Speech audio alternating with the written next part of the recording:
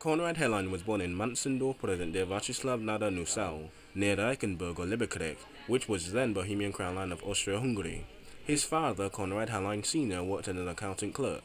His mother, Hedwig Anna Augustus Dogacek, or Dovacek, was the daughter of a German-speaking mother and the father of a Czech origin.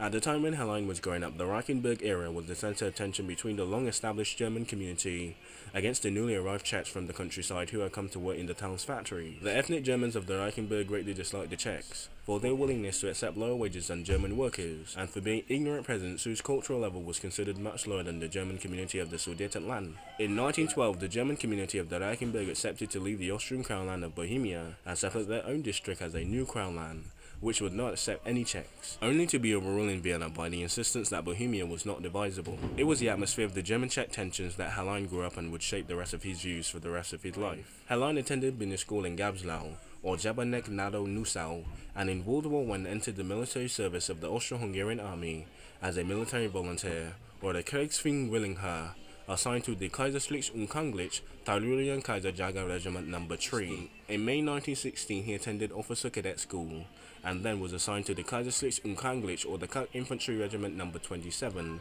based in Graz. He saw Italian front service and in the Dolomites of the Monteforte, Monte Schiffer, and the Monte Melita from 1916 to November 1917. He was severely wounded, then captured by Italian troops, and spent the remainder of the war as a POW held in captivity on the Alessandra Island, where he was occupied at the time studying the history of the German Turner, or the gymnastic movement of Friedrich Wilhelm Jahn. Though many people would say that Henlein thought big about his wartime experiences and spent the years of 1917 to 1919 as a POW, Henlein's experience as a Frontenkämpfer, or a front fighter, who had been gassed and taken prisoner by the Italian front, played an important role in shaping his politics and cult of personality. Henlein's self-perception of himself as a soldier who was serving the Sudetenland community dated from his war experience when he fought for the Austro-Hungarian Empire, which had let the Sudetenland community down by disintegrating in October 1918, thereby leaving the Sudetenland Germans to be victimized and basically be left alone to the new state of Czechoslovakia. The fact that many of the leaders of the new Czechoslovakia, such as President Thomas Masaryk, have fled abroad during the war to seek support of the Allies for independence against Austria-Hungary, was a source of much discontent and discount in the Sudetenlands, whose people were loyal to the end for the Austro-Hungarian Empire and their war effort. And that is where we leave you off today. He did do some more accounting like his father in 1919 to 1920, but the Sudeten Germans were not written out of history just yet. And soon, an infamous man known by the name of Adolf Hitler would soon absorb them into the Third Reich, with Konrad Henlein, their leader in that puppet state of the Reich.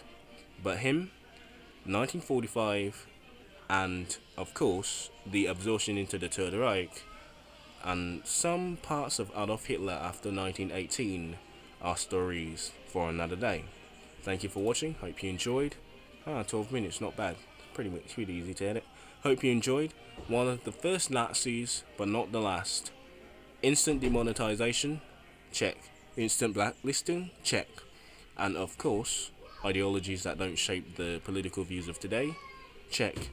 This, guys and girls, is a real Nazi. Hope you learned something. A Nazi out of necessity, or a Nazi because of ideology? That is the question. Anyway, hope you learned something.